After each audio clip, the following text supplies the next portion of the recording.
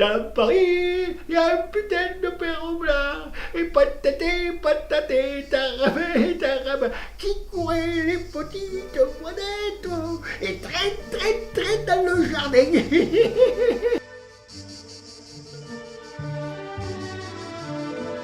Parisienne, tendez vos mannes.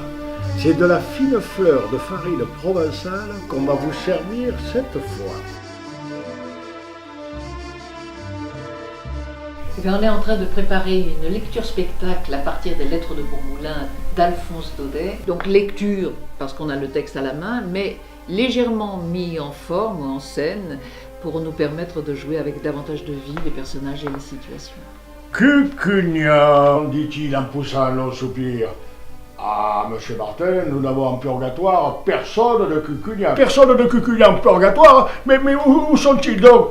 Cet homme, ils sont en paradis, où diantre voulez-vous qu'ils soient? Mais j'en viens du paradis. Vous amenez? Eh ben, ils y sont pas. Oh, bonne mère des anges. Ah, ça c'est pour la légèreté, la souplesse de la structure, et pour éviter les formes de spectacle plus contraignantes. Oui, et puis peut-être qu'une soirée entre amis, à écouter un beau texte, c'est peut-être plus chaleureux que de passer une soirée tout seul devant la télévision ou son jeu vidéo. Mais aussi pour de partager et donner à entendre de belles histoires, et nous replonger dans notre patrimoine, notre identité. Et notre enfance. Maître Cornille était un vieux meunier, vivant depuis 60 ans dans la farine et enragé pour son état. Malheureusement, des Français de Paris eurent l'idée d'établir une minoterie à vapeur sur la route de Tarascon.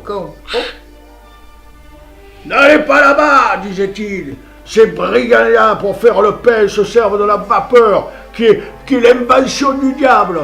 Tandis que moi, je travaille avec la tramontane et le mistral, qui sont la respiration du bon Dieu. Voilà.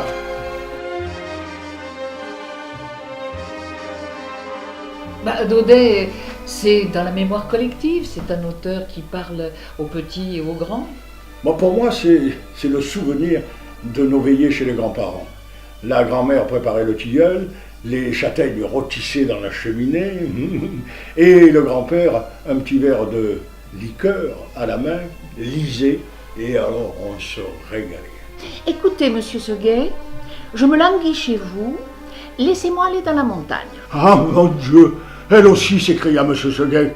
Comment, Blanquette, tu veux me quitter? Et Blanquette répondit, oui, monsieur Seguet. Mais est-ce que l'herbe te manque ici? Oh non, monsieur Seguet. Non mais alors, tu es peut-être attaché de trop court. Veux-tu que j'allonge la corde? Ce n'est pas la peine, monsieur Seguet. Mais alors, qu'est-ce qu'il te faut? Qu'est-ce que tu veux?